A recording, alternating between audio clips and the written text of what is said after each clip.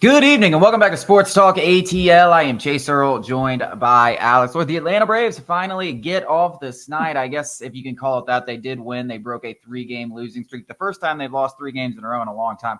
I think I asked you before Sunday's game. I couldn't remember the last time the Braves got swept. Maybe they got swept later in the year, but I think before that Dodgers series, the last time they got swept was back in April against the Houston Astros when the Astros swept us at Truist Park. So it had been a long time. They had lost 5 out of 6. I couldn't tell you the last time they lost 5 out of 6. And they looked terrible. They didn't look great last night. No. The offense still struggling. I mean, Austin Riley's back. I think we can say Austin Riley is back. Reynaldo Lopez pitched good. I thought they left him in a little too long.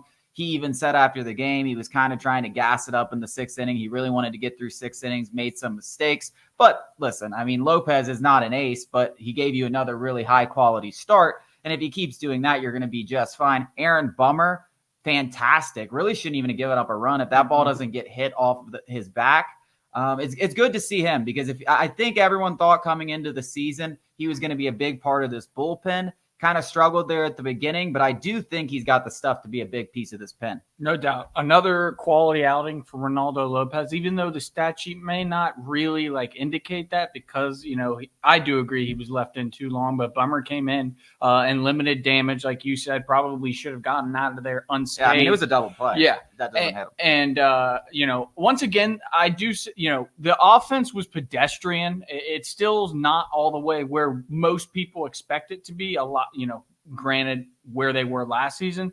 But I think you're starting to see the signs. I feel comfortable saying Austin Riley is there or at least is banging on the door. Matt Olson is still hitting the ball hard. Last night didn't really. Ronald Acuna Jr.'s only hit of the night came on the weakest contact, which has just kind of been the story of the season for Ronald Acuna in particular, as well as Matt Olson.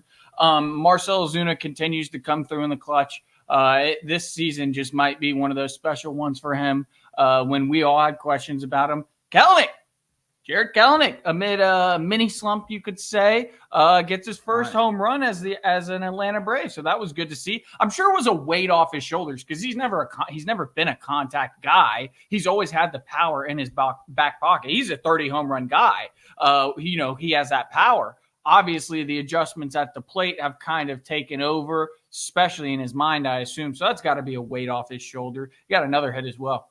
Yeah, I mean, he had a below 400 OPS over his last 17 games. He only had 4 extra base hits on the season coming in 27 games, no home runs. So it was very good to see. I thought that was quite easily the best swing I've seen from him since maybe opening day when he hit a ball like 450 feet foul on a high fastball. And yes, I do remember that. I watch every game, baby. This is a photographic memory. Jared Kelenic, yeah, I mean, it was nice to see. I'm still, you hope to see him just kind of get better as the year goes on. As I've said, it's always going to be a process. If he doesn't start getting better, I mean, the good thing you can say about Kelenic, and so far it's been outstanding, is I think, I don't know, just based off last year, now I haven't looked at how every other left fielder is looking. I mean, Eddie Rosario was a Gold Glove finalist. I think Ian Happ ended up winning it. He's not the world's best defensive player. Jared Kelenic has to be the early, overwhelming front runner, I would imagine, in left field. Well, when the bat's not working, what do you do? What do you do in the other facets of the game? And it's clear, it's easy to root for a guy like Jared Kelenic because, one, he says all the right things, which is a big thing, but the way he plays the game, it's enjoyable to watch. He plays hard, he hustles, and all those, what my dad would say is the fundamentals and stuff like that. So that's good to see. And when you're not hitting well, you better sure as well, be picking it up in the other facets of the game. Yeah, one guy and I'm going to say this for 2 reasons. One, because every time I say it, he seems to start hitting again. The other is because I genuinely don't believe him, and it's the one guy I've been trying to get out of here forever. But, hey, listen, you want to talk about another glove, a guy that could win a Gold Glove? Orlando Arcia, shout-out, great defensive player. No idea why the guy's batting 6th. Now, I'm not a guy that's going to sit here and complain about the Braves lineup. I get comments all the time. Matt Olson should be hitting 7th.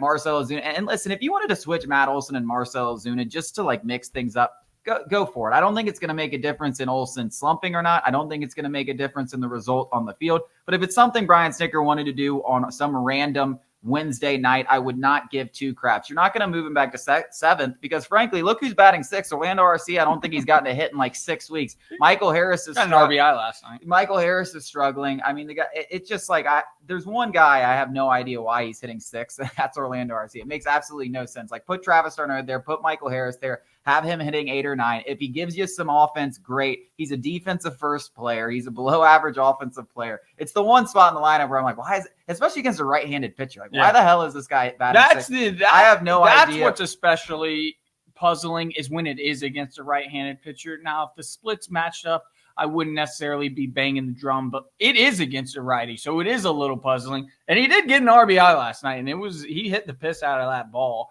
so you can't really blame him there. But all in all, really hope the Braves are turning it around here. Yeah, I mean, the bullpen is the one thing that's just been a steady constant, and the starting pitching. So as long as they do that, they have a chance to win. But they need to put it together and start stringing together some wins.